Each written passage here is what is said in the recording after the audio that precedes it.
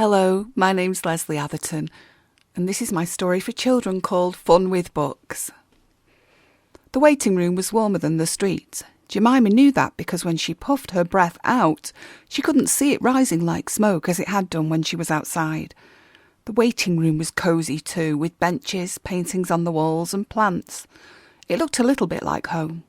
There was even a television on the wall, just like there was at Jemima's house. But Jemima's living room was decorated in shades of brown and beige, her dad's favourite colours, and the waiting room carpet matched the benches. Both were dark turquoise blue with specks of orange and pink. Dad sat down on the longest bench, as he usually did, and took out his phone, as he usually did.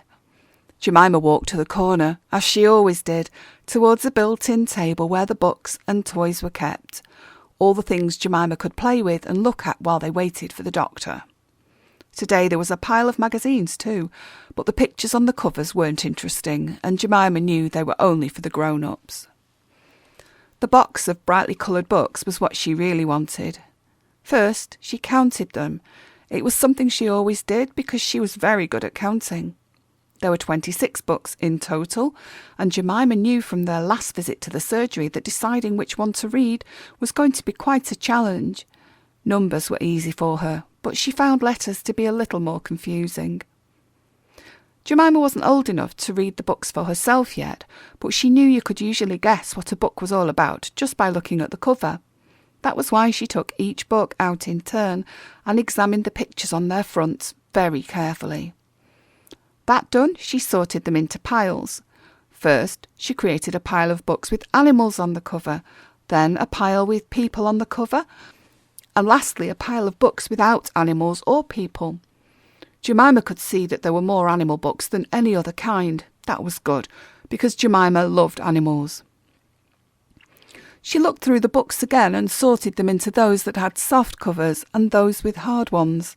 Most had soft covers, and Jemima preferred them because they were far less heavy. Jemima's next task was to sort the books into picture books for younger children like herself, and those books which included a lot of writing and very few pictures. There were definitely more picture books in the doctor's surgery, and Jemima was glad about that.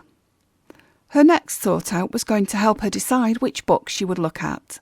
She selected only animal books with soft covers, which were also picture books. Of the 26 books, 8 of them were in this group. Jemima carefully placed the remaining books, all 8 of them, on the bench next to her. Which should she choose? That was a big question, a really big question, and Jemima wasn't sure how to make the decision.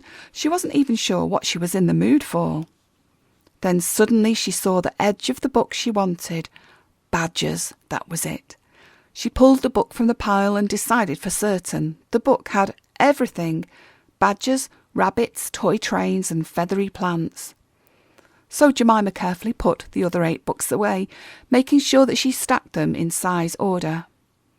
With the Cobb and Wood in Trouble book in her hand, Jemima moved to sit next to her dad and settled herself with the book on her knee. But at that very moment, from the intercom came the doctor's voice saying, "Jemima Smith, into the consulting room, please." She had to go and see the doctor before she'd even opened her book. But it didn't matter. She'd had fun in the waiting room, and she knew that Dad always let her take the book with her when she went in to see the doctor. It helped to keep her calm. She held the badger book in her right hand and stuck her left hand out for Dad to hold. "Let's go, Mima," Dad said.